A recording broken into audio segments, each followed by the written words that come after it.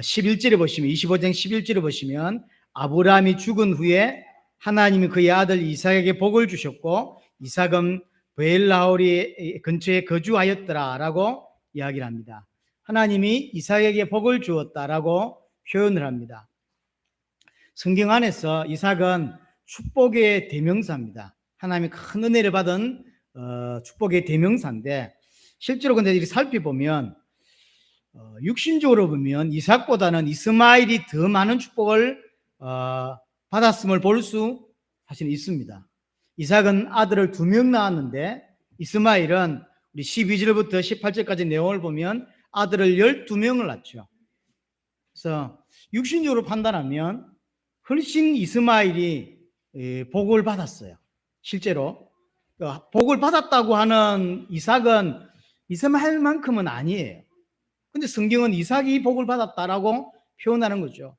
이스마엘이 아들이 12명이고 이 12명이 그냥 아들이 아니에요. 큰 민족을 이루었고 전부 다 큰 지도자가 되었다고 이야기를 하죠. 16절에 보면 이들은 이스마엘의 아들들이요 그 촌과 부락도로 된 이름이며, 그러니까 단순한 개인의 이름이 아니라 큰 동네를 대표하는 이름들이 되었고 그 족속대로 12 지도자들이었더라. 아주 뛰어난 지도자들이 되었고 그들이 전부 다 큰 지파를 이루는, 큰 민족을 이루는 사람들이 되었어요. 그래서 이스마엘에 비해서 이삭이 더 많은 축복을 받았다라 보기가 애매해요. 그렇게 보입니다. 왜냐하면 결혼도 늦게 했죠. 40에. 우리는 결혼이 이삭이 결혼 40에 했는가 보다라고 생각하지만 40에 했다고 하는 이야기는 이스라엘 민족에게는 굉장히 축복을 못 받은 사람이다라는 느낌이에요. 너무 노천곡이고, 그러니까 이스마엘은 정상적으로 결혼하고 아이를 계속 놓고 있는데 이삭은 결혼도 못하고 있고 자식도 없고 이런 상황인 거죠. 늦게 결혼했죠. 40에. 또 결혼하고 바로 아기가 생길 줄 알았는데 20년 만에 애가 생겼어요.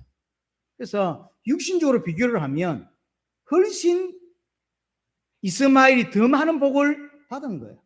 자, 이스마엘과 이삭이 언제 조우를 하냐면 헤어졌다가 아브라함의 장례식 때 이제 만나게 되죠. 그래서 이스마엘과 이삭이 아브라함의 장례식에 왔는데 옷 모습을 보면 이삭이 훨씬 더 초라합니다. 에서와 야곱이 태어나고 난 한참 후에 10몇 년 후에 아브라함이 죽잖아요. 그러니까 이삭은 2명의 아들을 대동하고 장례식에 참여를 하고 이스마엘은 12명의 아들을 데리고 장례식을 탁 참여하는 거죠. 누가 더 멋있어 보이고 누가 더 축복받았다라고 보입니까? 육신적으로는 훨씬 이스마엘이 축복을 받았어요. 자, 그럼 여기서 지금 우리에게 지금 보여주는 장면이 뭐냐면 하나님이 생각하는 복과 사람들이 생각하는 복이 다르다는 거예요. 분명히 하나님은 복을 주었다라고 표현하는데 이삭은 이스마엘보다 복받은 것 같지가 않다니까요. 그건 다른 거예요. 처음부터 이삭은 언약의 백성이었죠. 이삭이 노력으로 얻은 게 아니에요. 처음부터 언약의 백성으로 출발합니다. 이 자체가 축복이에요. 분명히 이스마엘이 장자입니다. 그럼에도 불구하고 언약은 이삭에게로 전달되죠. 약속의 자녀는 이삭입니다. 또한 이삭은 그리스도가 이 땅에 오시는 통로 역할을 하게 되죠. 엄청난 사실은 특별한 은혜죠. 쉽게 말해서 하나님의 구속 역사에 쓰임받게 되었다는 거죠. 어떤 사람이 실패한 사람이냐면 하나님의 역사와 전혀 무관한 인생을 사는 사람이 그게 실패한 사람이고 그게 저주예요. 이 땅에 하나님이 살아계시고 하나님의 역사를 움직이는데 그 역사에 움직이는 그 핵심에 쓰임받는 사람이 복이 있는 사람이에요. 그러나 잘 먹고 잘 사는데 배불리 잘 사는데 하나님하고는 무관해, 하나님과 상관없어, 그게 저주예요. 이 땅에 하나님이 살아계시고 분명히 천국과 지옥이 있는데 전혀 모르고 살아요. 그럼 배부르게 잘 먹는 게 저게 축복인가요? 그게 저주라니까요. 저주인 줄은 모르고 살아가는 거예요. 거기다가 이삭은 얼마나 축복받은 사람이냐면 하나님이 아브라함을 부르실 때가 아브라함의 나이가 75세. 그래서 25년 만에 아들을 낳습니다. 100세 때 아들을 낳았죠. 이삭은 결혼하고 몇 년 만에 아들을 낳았죠? 20년 만에. 따지면 그렇게 엄청난 차이가 아니에요. 약간의 차이예요. 근데 약간의 차이인데 아브라함은 그 아들을 놓기까지 많은 사건들이 중간에 개입되어 들어오죠. 근데 이삭은 어떻게 돼 있죠? 거기 21절 보세요. 이삭이 그의 아내가 임신하지 못하므로 그를 위하여 여호와께 간구하며 여호와께서 그의 간구를 들으셨으므로 그의 아내 리브가가 임신하였더니 여기 20년 걸린 거예요. 20년. 이 어떤 차이일까요?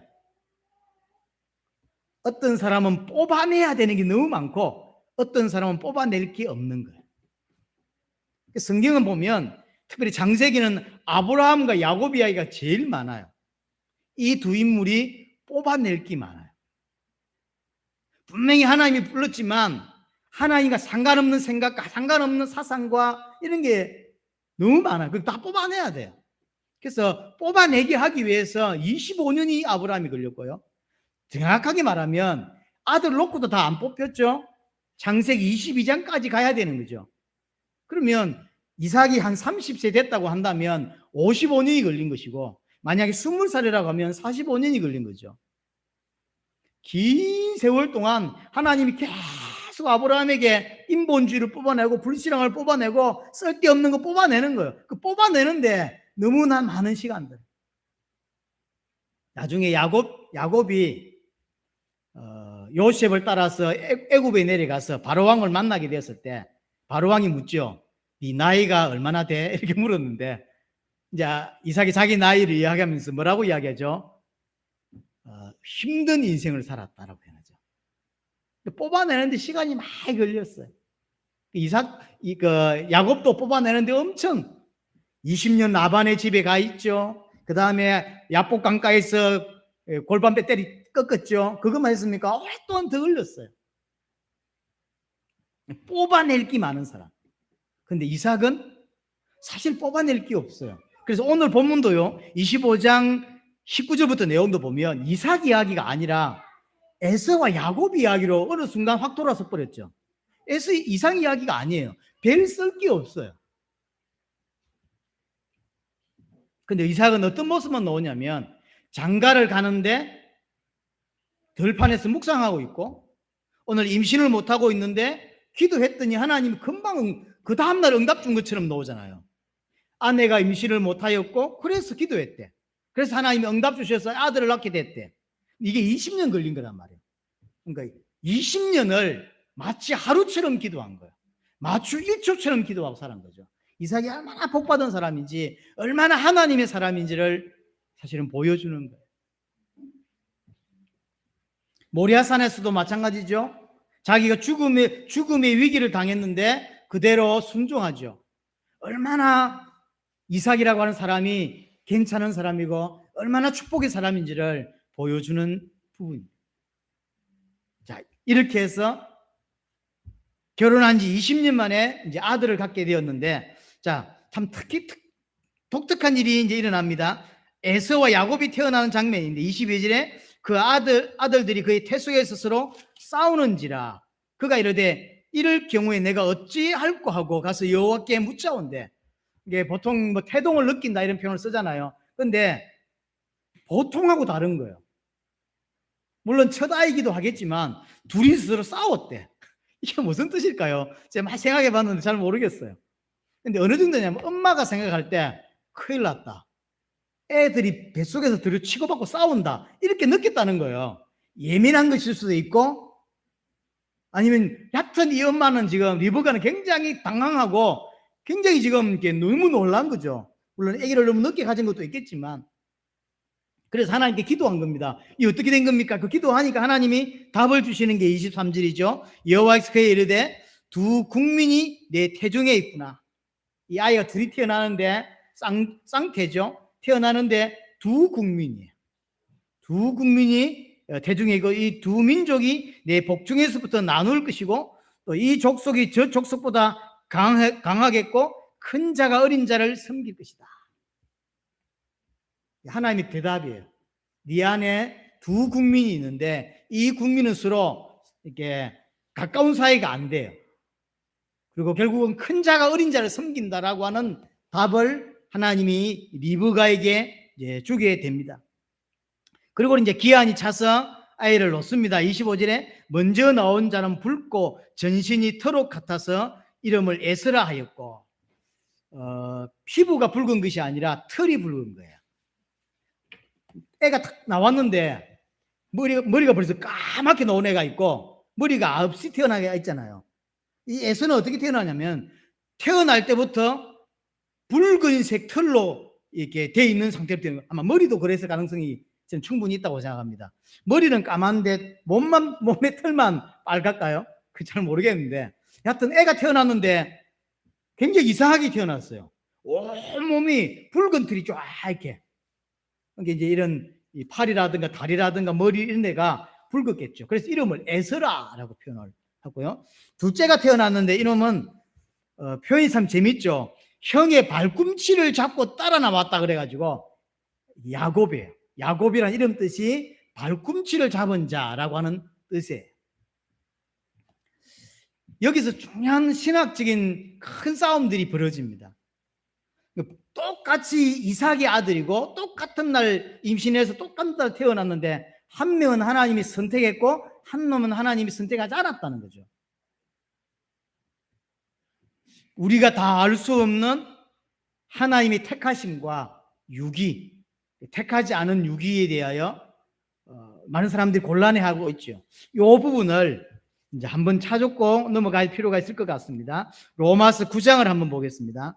바울은 이 이야기를 어떻게 이해하고 있냐면 에서와 야곱 이야기를 로마서 9장 10절부터 봅니다. 자, 오늘 우리가 읽었던 본문 이야기를 하고 있는 거예요.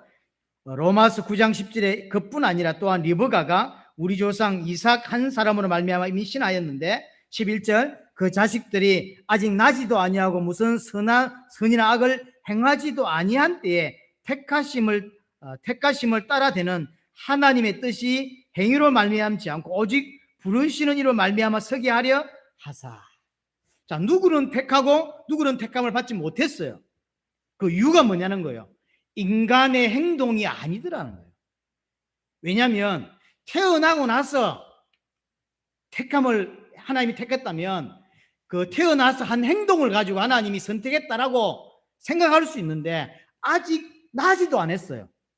아직 나지도 않고 이 사람이 이들이 행동도 취하고 있지 않는데 하나님이 하나는 택하고 하나는 버렸다라고 표현하는 거죠. 오직 부르시는 자로 말미암아 나누어졌다는 거예요. 누가 구원을 받고 누가 구원을 받지 못하냐? 잘 모르겠는데 바울은 뭐라고 표현했냐면 오직 그것은 하나님의 뜻에 따랐다. 사람의 행동에 따라 된 것이 아니라 하나님께서 그냥 그렇게 정해졌다. 왜냐하면 이 야곱과 에서는 태어나기 전에 하나님이 그렇게 결정했다라고 말하는 거죠. 조금 전에 우리 근사님이 기도할 때 태어나기도 전에 이렇게 하나님이 선택했다라고 표현했죠. 하나님이 특정했다라고 표현을 합니다. 그래서 12절에 큰 자가 어린 자를 섬기는 이렇게 예정되었다는 거죠. 12절 리브가가 이르되 큰 자가 어린 자를 섬기리라 하셨나니, 이거는 에서의 행동의 문제도 야곱의 행동의 문제도 아니란 말이에요. 오직 택한 자의 마음에 달려있다라고 하는 것이죠. 13절에 기록된 바 내가 야곱은 사랑하였고 에서는 미워하였다 하심과 같으니라. 다른 이유가 있냐? 없어.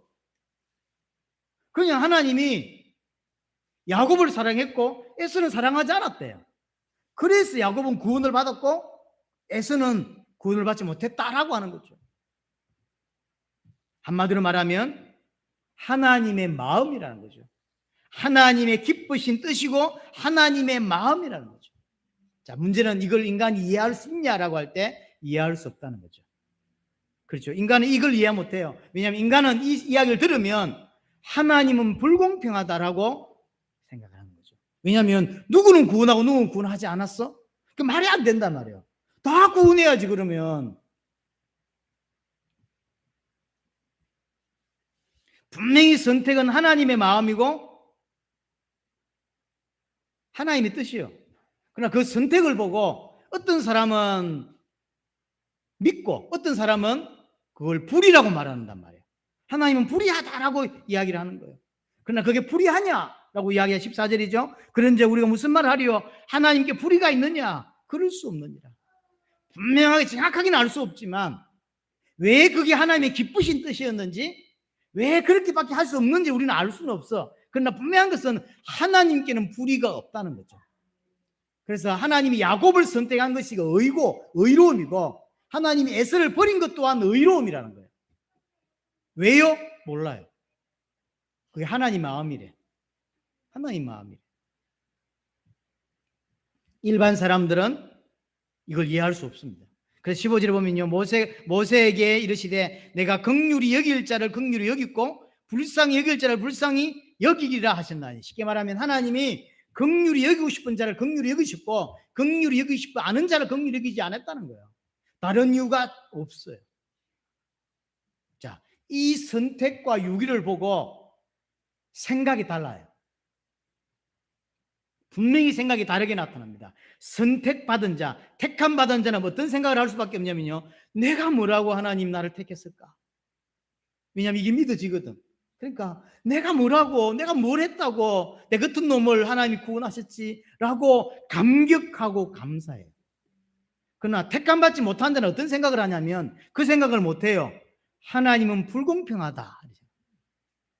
이게 다르다니까요. 똑같은 사건을 두고 어떤 사람은 감격을 하고 감사한 거예요. 내가 뭔 일을 했다고, 내가 아무것도 아닌 나를 하나님 왜 나를 구원하셨을까? 그래서 울고 감격하는 자가 생기고요. 어떤 사람은 하나님이 불의하다, 하나님이 올바르지 않다라고 주장하는 거예요. 택감 받은 자는 이 시대에 내가 태어나서 복음을 들을 수 있었구나, 내가 이 시대에 한국이 태어났기 때문에 이 복음을 들을 수 있었다 라고 하며 감격한다니까요. 왜냐하면 내가 조선시대에 태어났더라면, 아니면 내가 저 북한에 태어났더라면 복음 못 받을 가능성이 큰데, 내가 미국에 태어났더라면 잘 살 수는 있을지 몰라도 복음을 못 들었을 건데, 하나님이 나를 대한민국이 태어나게 하셔서 이 시대에 살게 하셔서 이 교를 만나게 하셔서 구원해 주셨구나라고 감격해요.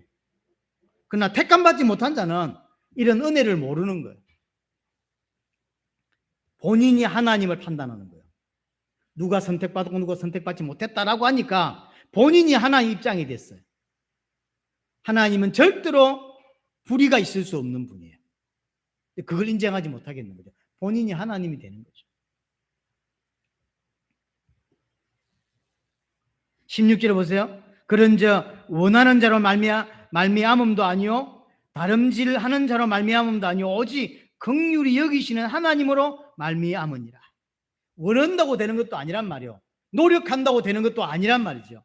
하나님의 은혜로 말미암아 구원을 받더라는 거죠. 야곱이 그렇게 구원을 받았고 에서가 그래서 구원을 받지 못했다는 거죠. 특별한 게 없는데 믿어지는 사람이 있고요, 안 믿어지는 사람입니다.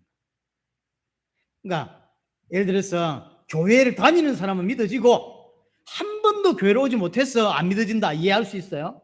그러나 분명히 같은 장소에 앉아 있으면서 같은 메시지를 들으면서 한 사람은 믿어, 한 사람은 안 믿어요. 왜 이런 일이 벌어지죠? 하나님이 긍휼히 여길 자를 긍휼히 여겼고 어떤 사람 긍휼히 여기지 않았기 때문에. 이게 믿고 싶다고 믿어지는 게 아닙니다. 그렇죠? 그러면 바울이 이 이야기를 왜 했을까요? 교회 안에 들어온 사람 중에서 이제 몇 사람이 하나님이 불의하다라고 말하기 시작한 거예요. 무슨 말이냐면 구원받지 못한 자들이 교회 안으로 이제 유입돼 들어오기 시작했단 말이에요. 구원받은 자는 이 이야기를 딱 들으면 무릎을 꿇어요. 그리고 감격을 한다니까요. 내 같은 놈을 어떻게, 내가 지옥가에 마땅한데 라고 말하는데, 어떤 놈은 뭐라 말하냐면 하나님 불의합니다, 누구는 구원하고 누구는 구원 안 한단 말입니까? 그럼 이렇게 말하는 거예요. 생각 자체가 완전히 달라요. 그렇죠? 생각 자체가 완전히 다른 거예요. 신분에 따라서 생각의 방향이 틀어지는 거예요. 그 생각을 하고 싶은 게 아니라 그 신분을 가졌기 때문에 그 생각을 할 수밖에 없는 거예요. 자, 어떤 법이 딱 이게 예를 들어서 만들어졌다고 칩시다. 그러면 어떤 노동자들에 관한 어떤 법이 만들어졌을 때, 그 법이 만들어졌을 때 사용자와 노동자는 생각이 달라요. 그럴 수밖에 없네요. 꼭 똑같은 법을 놓고 그것을 문제가 생겼을 때 돈을 내놔야 되는 사람과 그 문제가 생겨서 돈을 받을 사람은 마음 자세가 달라지는 거예요. 똑같은 거예요. 어떻게 이런 생각을 할 수 있냐면 그 신분이기 때문에 그런 생각을 하는 거죠. 믿음의 영역은 절대적으로 하나님의 영역입니다. 그래서 믿음은 그래서 선물이라고 표현하는 거예요. 에베소서에 하나님의 기쁘신 뜻을 따라서 하나님의 마음을 하나님이 정하신 계획대로 구원을 받고 또는 구원받지 못하는 일이 분명히 벌어집니다. 자, 다시 원래대로 돌아가서 창세기 25장 우리 27절부터를 봅니다. 자, 27절부터 34절 이야기는 좀 전에 설명되었던 야곱은 선택을 받았고 에서는 선택을 받지 못했다라고 표현을 했습니다. 그에 따라 나타나는 삶이 다르다라는 걸 보여주는 게 27절부터 34절 내용이에요. 그러니까 신분에 따라서 드러나는 삶의 양상이 다른 거예요. 양상이. 자, 먼저 27절 보세요. 그 아이들이 장성함에 에서는 익숙한 사냥꾼이었으므로 들 사람이 되고 야곱은 조용한 사람이었으므로 장막에 거주하니. 두 사람이 완전히 다른 삶을 살아가고 있습니다. 지금 현재도. 에서는 익숙한 사냥꾼이 되었다라고 합니다. 영어로는 스킬풀 헌터라고 되어 있더라고요. 그러니까 아주 스킬이 가득 찬 이런 사냥꾼인 거죠. 아주 기술 좋고 아주 능력 있는 사냥꾼이 되어 있어요. 한마디로 들 사람이 되어 있는 거죠. 온 산을 뛰어다니고 짐승 잡는 아주 뛰어난 사람이 되어 있습니다.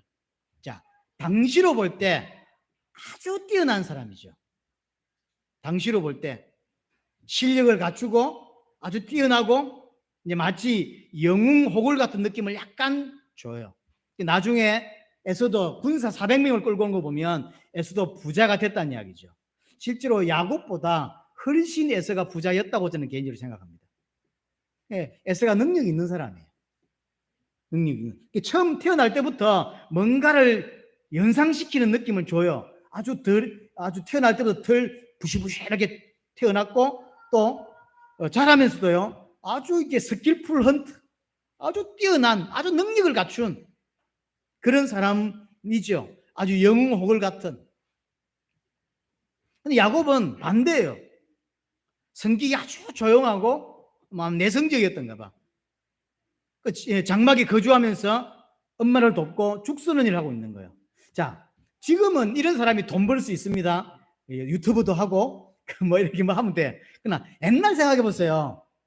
근데 이런 사람이 밥 먹고 살까요? 이런 지금 우리가 읽을 때는 잘 못 받아들이지만 이게 몇천 년 전으로 돌아가 보세요. 몇천 년 돌아갈 때 남자가 태어났는데 맨날 죽이나 쓰고 앉아 있고 조용해. 근데 머리만 돌리고 앉아 있어. 성공할 수 있겠냔 말이에요. 그래서 사람들이 주는 이미지가 뭐냐면 쟤 어찌하지? 쟤 밥 먹고 살겠어? 라고 하는 이미지가 야곱의 이미지예요. 조용한 데다가 죽만 쓰고 있고 형은 밖에 나가서 장수가 되고 있는데 나라를 쥐었다 폈다 할 수 있는 장수가 되고 있는데 얘는 이렇게 살고 있다. 인간적으로 보면 훨씬 에서가 낫습니다. 훨씬. 근데 하나님은 야곱을 선택했다는 거죠. 자, 이 둘의 삶이 완전히 이제 나타나는 양상이 다른 거죠. 택함 받은 자는 택함 받은 자의 행위가 드러나요. 그냥 드러나는 게 그냥 삶의 자연스럽게 드러나죠. 그래서 믿음 있는 자는, 믿음의 사람은 믿음의 행위가 나온다는 거죠. 그게 야고보서의 주제거든요. 믿지 않는 사람도 분명히 믿음의 행위를 할 수 있습니다. 배워서 할 수 있는 거예요. 그러나 믿지 않는 사람이, 반대로 믿는 사람이 믿지 않는 자의 삶을 오랫동안 지속할 수 있냐? 없어요. 이게 다른 거예요. 오늘 27절부터 34절까지 이야기는 야곱은 이리 살았고 에서는 이렇게 살았다고 말하지만 가장 중요한 것은 그가 믿는 바에 따라 행동이 나왔다. 삶의 양상이 바뀌었다라고 하는 걸 말해주고 있는 거예요. 믿는 자는 믿음의 삶을 드러내고 믿지 않는 자는 믿지 않는 삶을 세상에 드러내는 거죠. 같이 교회를 다니면서 혹시 믿지 않는 사람은 믿는 자의 삶을 흉내낼 수 있습니다. 교회에서 배운 거죠. 기도를 이렇게 하고 성경을 이렇게 읽고 예배를 이렇게 참여하고 찬송가를 이렇게 하고 믿지 않지만 충분히 할 수 있는 거예요. 그러나 믿는 자가 믿지 않는 자의 삶을 살 수는 없어요. 실수로 한 번, 두 번은 가능하지만 믿지 않는 자의 삶을 6개월씩, 1년씩 산다. 그는 처음부터 안 믿었던 사람이에요. 그럴 수 없어요. 이게 다른 거예요. 자, 야곱은 선택받은 자답게 어디에 관심이 있냐면 장자의 명분에 관심이 있는 거예요. 사람이 좀 이상해 보이기도 하고 밥 먹고 못 살 것처럼 보이기도 하고 좀 그래. 그렇지만 이 사람에게 자세히 보면 뭐가 자꾸 눈에 밟히냐면 장자의 명분. 거기에 관심이 있고 에서는 장자의 명분보다는 당장 지금 먹고 사는 데 관심이 있어요. 그래서 자기가 실제 에서는 자기가 장자예요. 근데 이제 야곱이 죽 쓰고 있으니까 에서가 와가지고 덜에 갔다 와서 너무 배고파 죽을 것 같다. 야, 네가 쓰는 거 죽 좀 달라라고 이야기하니까 그냥 안 주는 거죠. 줘야 되는데 그냥 안 주고 그 장자의 명분을 나한테 팔면 내가 주겠다. 나중에는 맹세해라 이렇게까지 하죠. 근데 이제 뭐라고 이야기합니까? 내가 죽게 되었는데 그게 뭐 중요해? 나중에 가볍게 여겼다 그랬어요. 이 원어는 뭐냐면 멸시했다라는 단어예요. 장자의 명분, 그 언약 그것이 아무것도 안 중요한 거예요. 그게 에서예요. 에서가 그랬기 때문에 구원 못 받은 게 아닙니다. 구원 못 받은 자이기 때문에 그런 삶이 오는 거예요. 야곱은 사람이 찌질하고 좀 이상해요. 그런데 어디에 관심이 있냐면 언약에 관심이 있는 장자 명분. 내가 했으면 좋겠는데 저거 어떡하지? 이걸 이제 어떤 사람들은 영적인 욕심이라고 하는데 맞는지 안 맞는지 잘 모르겠는데 하여튼 저건 나도 저런 거 나도 언약 계열에 들어갔어야 되는데 이런 근데 에서는 자기가 장자거든요. 이거 관심이 없어요.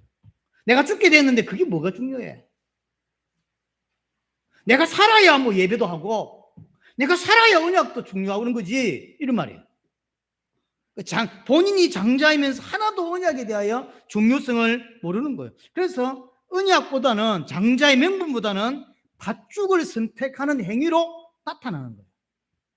밭죽을 선택했다는 게 중요한 게 아니라 그 사람의 신분이 그걸 선택할 수밖에 없게 되는 거예요. 이렇게. 그래서 그 사람의 믿음이 그 사람의 인생에 그냥 드러나는 거죠. 여러분들은 환경이 그렇다 또는 상황이 그렇다고 표현하지만 그렇지 않습니다. 믿음은 그 사람의 인생에서 믿음으로 드러나게 돼 있어요. 믿음의 삶을 내뿜게 돼 있고 믿지 않는 사람은 믿지 않는 삶이 나오게 돼 있는 거예요. 이게 완전히 다른 거죠. 뭔가를 선택하고 결정할 때 자꾸 육신이 이롭도록 세상적으로 또는 하나님과 반대되는 쪽으로 뭔가를 자꾸 결정하고 그쪽으로 자꾸 움직이는 사람이 있어요. 왜 그럴까요? 그런 믿음을 가졌기 때문에. 근데 이상하게 일부러 그렇게 하려고 하는 건 아닌데 자꾸 하나님의 은혜를 받는 쪽으로 하나님을 섬기는 쪽으로 자꾸 뭔가를 결정하고 따라가는 사람이 있죠. 왜 그럴까요? 그 영혼 속에 그게 있는 거예요. 그래서 내가 의도를 하고 의지를 가지고 뭔가를 하는 게 아닌데 자연스럽게 믿음의 사람은 믿음의 행위가 나오고 믿지 않는 사람은 믿지 않는 사람의 행위가 그냥 나오는 거예요. 그걸 우리 앞에서는 속일 수 있어요. 같이 교회를 다니면서는 속일 수가 있는 거예요. 우리 아이들이 제 앞에서는 속일 수 있어요. 목사 아들이고 목사 딸이기 때문에 아버지가 원하는 삶을 살아줄 수 있어요. 그러나 내하고 같이 살지 않을 때는 그게 나오는 거죠. 아빠가 내 눈앞에 이제 없어. 나이가 들었고 그래서 따로 이제 분리해서 살 때는 그때 얘 믿음을 알 수 있는 거죠. 사건이 생기면 교회를 가는지 아니면 사건부터 해결하는지 이렇게 그때 옛날에 아빠 때문에 그랬구나 이게 판단이 나는 거죠. 다른 거예요. 근데 야곱이 왜 자꾸 장자의 맹분을 뺏으려고 하죠? 하나님이 아브라함을 부르실 때 하신 말씀이 있는데 그게 뭐냐면 씨로 말미암아 이 땅에서 이런 씨와 땅에 대한 약속을 하시죠. 그럼 씨와 땅은 결국 어디를 가리키고 있죠? 메시아로 기결돼요. 결국 그 씨가 이삭이 아니라 이삭을 통해 올 메시아죠. 그 땅이 가나안이 아니라 가나안에 오실 메시아인 거죠. 이 두 가지는 결국은 메시아를 향하고 바라보고 있는 거죠. 가리키고 있는 거예요. 그 메시아로 말미암아 택한 백성은 구원을 받는 것이죠. 그래서 그 메시아를 이 땅에 오게끔 언약의 계승자가 되는 게 장자라고 하는 의미예요.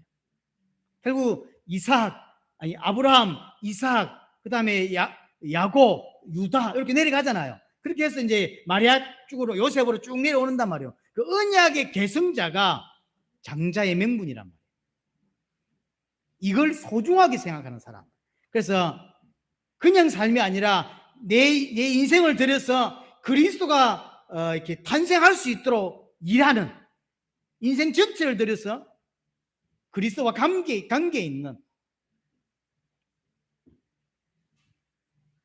그래서 이스라엘이 장자를 우대하는 사회가 이스라엘. 그런 면에서 한국하고 굉장히 많이 닮은 게 많아요. 장자를 우선시하고 남자를 우선시하고 이런 사회.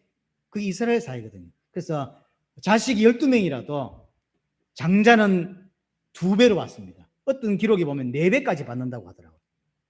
똑같은 자식이잖아요. 근데 왜 장자에는 그토록 유산을 많이 주냐고요. 그것 때문이에요. 왜냐하면 책임져야 될 게 크고 맡아야 될 게 크기 때문에. 그래서 이스라엘이 하나님께 부름을 받습니다. 이 이스라엘은 전 세계 앞에 뭐죠? 장자예요.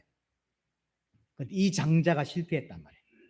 그래서 참된 장자로 오신 분이 그리스도예요. 참된 장자. 그래서 로마서에 보면 하나님의 맏아들이라는 표현을 쓰거든요. 맏아들, 장자란 이야기죠. 참된 장자가 와서 우리 인생의 문제를 짊어지시게 되는 거죠. 그래서 장자를 굉장히 중요시하는 겁니다.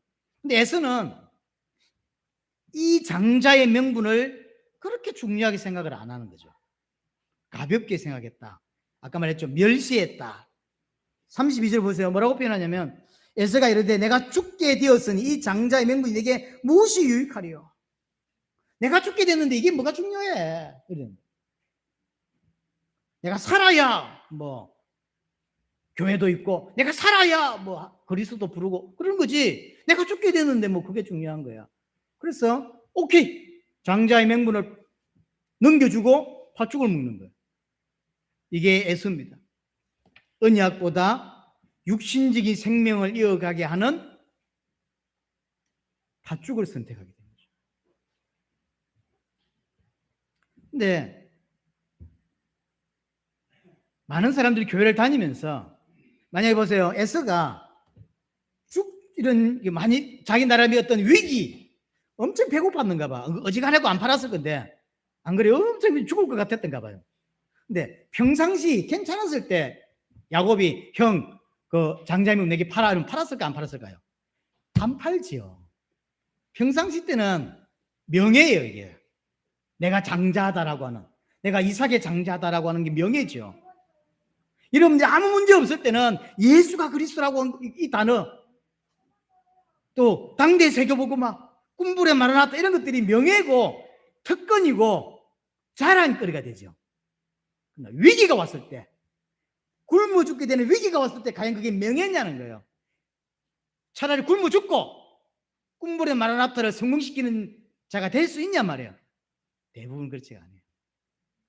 예, 에서도 마찬가지입니다. 평상시에는 특권이에요. 장자라는 게 특권이에요. 그래서 자랑거리고 특권이었지만 죽게 되니까 그냥 버리는 거예요.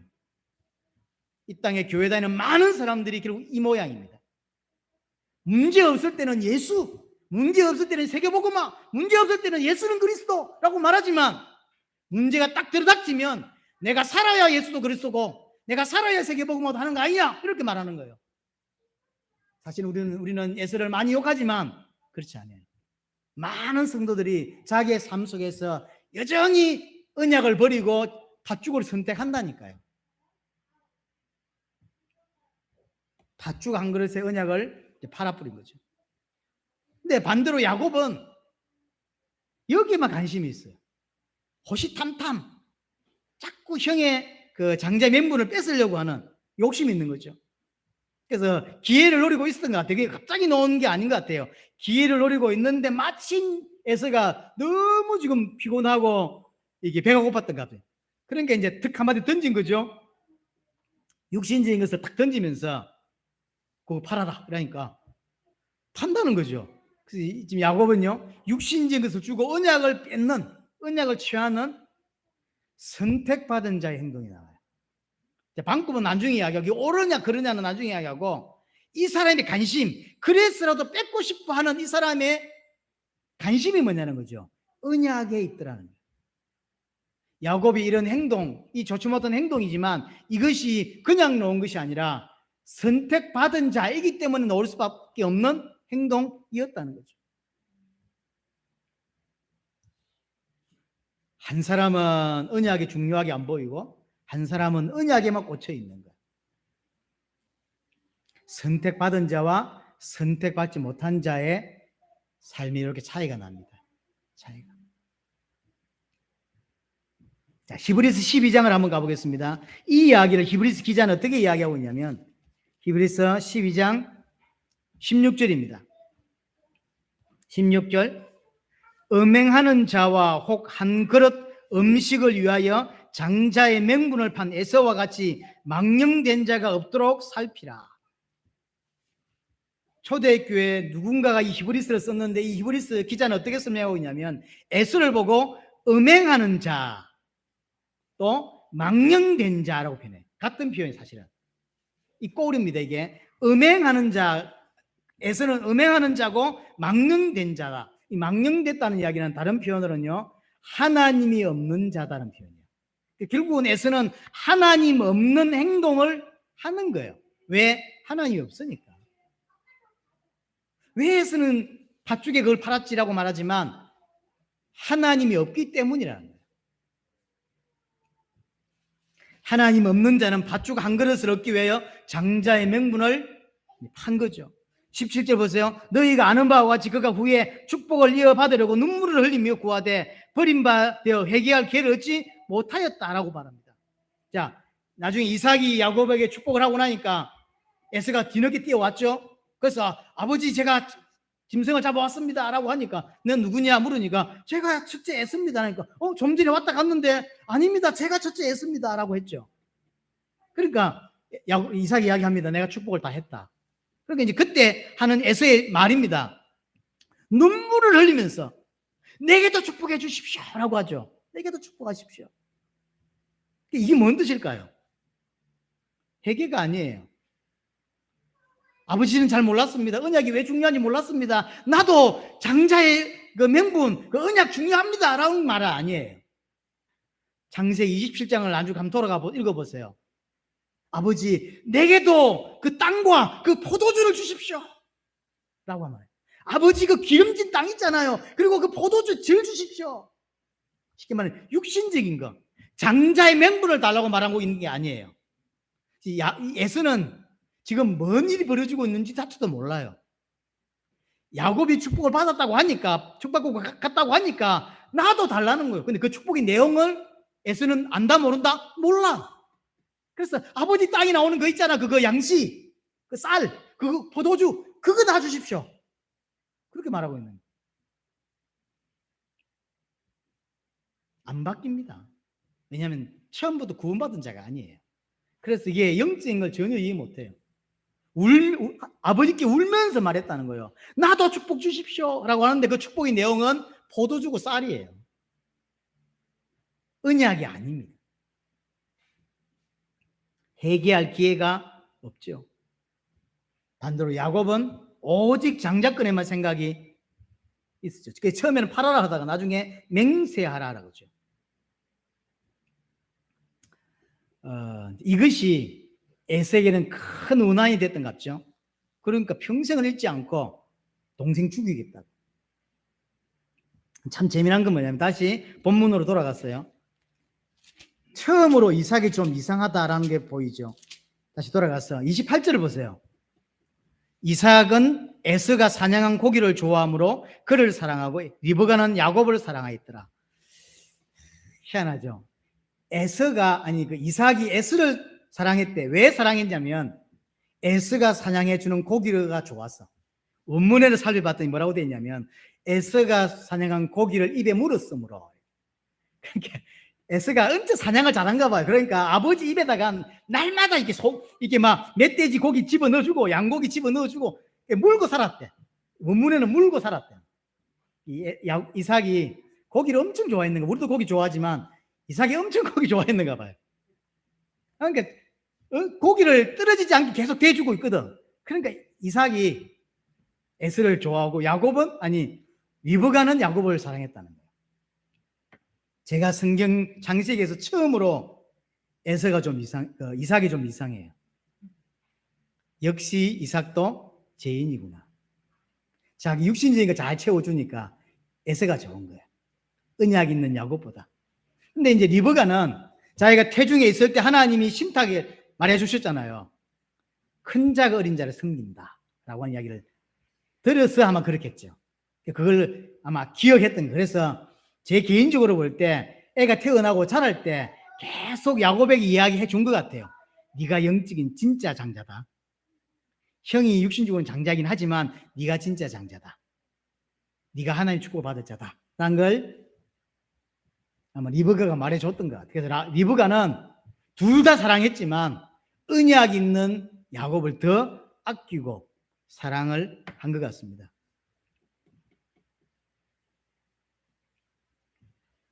그럼 자, 야곱이 장자의 명분을 얻기 위해서 하는 행동, 이것이 옳으냐 말이에요. 이게 옳은 행동인가요? 잘못된 행동이에요. 이게 죄인의 모습입니다. 아무리 목적이 정당하더라도 방법이 틀리면 안 돼요. 그렇죠? 옳은 일을 위해서 사람을 죽이고 그 옳은 일을 하는 것은 옳은 일이 아니에요. 지금 이삭은 장자의 명분을 엄마를 통해서 들은 거예요. 그래서 어떤 생각을 가했냐면 저거 내 건데, 저거 내 거야. 형에게 뺏으면서 어떤 죄책감보다는 당연히 내가 가지는 게 맞아 라고 하는 어떤 합리화를 시켰던 것 같아요. 내게 맞아. 왜냐? 엄마가 그렇게 말했어. 그리고 엄마가 하나님으로부터 그렇게 이야기를 들었어. 내가 당연히 내 거야. 내가 그냥 가져갈 뿐이야 라고 하는 합리화를 시키는 거죠.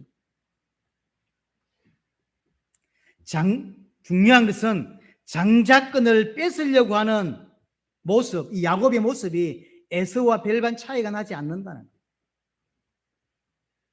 거예요. 야곱은 장자권 어떻게 이해하고 있냐면 큰 민족을 이룰 거다. 그리고 형이 나에게 무릎 꿇을 거다라고 하는 그 말에 꽂힌 것 같아요. 사실은 에서와 별 다르지 않아요. 아직 야곱은 그렇게 믿음이 있지 않아요. 마치 아브라함 같아요. 처음에 아브라함과 비슷하죠. 육신적인 생각으로, 육신적인 축복으로 그 장자의 명분을 뺏으려고 하는 거죠. 이게 아브라함의 모습입니다. 아들 주겠다고 하니까, 땅 준다고 하니까 가나안으로 왔던 거예요. 근데 그 땅과 그 아들이 그 의미가 아닌데, 언약을 분명히 붙잡고 있는데 육신적 이유로 언약을 붙잡고 있는 거예요. 육신적 이유로. 장자의 명분이 중요해. 근데 이유가 뭐냐면 육신적 이유야. 그거 있으면 복받아. 그거 있으면 큰 민족을 이루어. 그거 있으면 형이 내게 전할 거야 라고 하는 육신적 이유 때문에 야곱이 그렇게 하고 있는 거예요. 육신적인 욕심이 들어간 거죠. 이걸 보고 한마디로 야곱의 인본주의라고 하는 거예요. 야곱의 인본주의. 형이 배고프다고 그러면 그냥 줘야죠. 근데 그걸 이용해서 뺐죠. 나중에 에서가 그걸 속았다고 표현하지 않습니까? 사람의 연약한 부분을 이용해서 강탈하는 거예요. 이게 잘못된 거예요. 제가 말했지만 하나님 원래 내게 주기로 약속된 거야. 뺏으면서 그렇게 합리화를 시키는 거야. 원래 내 거였어. 인본주의예요. 속임수입니다. 속였다라고 하는 의미에서 나온 단어가 뭐죠? 간사하다. 지난주 오후 예배 때 나왔던 간사, 여기서 나옵니다. 인본주의로 하나님의 일을 하려고 하는 거예요. 하나님은 하나님의 일을 하나님이 이루시는 거죠. 단 그걸 전적으로 의지하고 전적으로 순종하는 자를 통하여. 야곱이 이렇게 행동 안 했어도 하나님은 반드시 야곱에게 그 장자의 명분이 가도록 하셨습니다. 야곱은 그걸 못 믿겠는 거죠. 그러니까 하나님의 중요한 일을 자신의 방식으로 인본주의로 한단 말이에요. 이걸 뽑아내야 돼요. 이거 뽑아내는데 수십 년이 걸리죠. 아브라함은 50년 넘게 걸렸고, 야곱도 라반에서 20년 걸렸죠. 삼촌 집에서 도망가서 20년 걸렸죠. 돌아오면서 야복강가에 또 한도뼈 쳐가지고 이제 장애인 됐죠. 그 이후에도 꽤 시간이 있었단 말이에요. 하나님이 뽑아내는 거죠. 뽑아내는. 그것이 쉬운 인생이 아니었습니다. 아까 말한 대로 바로왕 앞에 갔을 때 나는 나그네 인생을 살았는데 참 험악한 인생을 살았다고 표현하죠. 뽑아내는 과정이 쉬운 게 아니었던 거죠.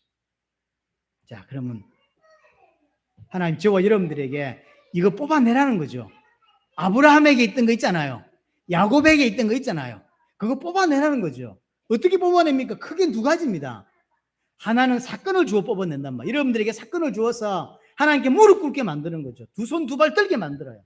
그러나 지금 그걸 많이 하면 다 나가 떨어지겠죠. 그래서 옛날보다 그 사건이 적단 말이에요. 그럼 지금 하는 가장 하나님의 방법은 뭐냐면 결국 말씀이에요. 하나님이 여러분에게 아브라함에게 일어났던 야곱에게 일어났던 일을 한다고 생각해 보세요. 여러분들 양다리 양발 다 하나님 치면 여러분들 살아남겠어요? 하나님 그걸 안 하신다고 지금은 거의. 물론 하세요. 가끔씩은.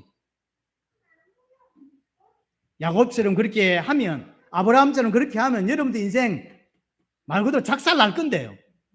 그래서 하나님이 안 하시는 거예요. 그럼 어떻게 하냐면 말씀으로 하는 거라니까요. 말씀으로. 그래서 말씀을 귀담아 듣고 말씀을 깊이 있게 묵상하고 말씀을 진짜 내 것으로 만들지 않으면 일평생 성장하지 않고 일평생 인본주의 야곱으로 살 수밖에 없고 성장하는 아브라함으로 살 수밖에 없는 거예요.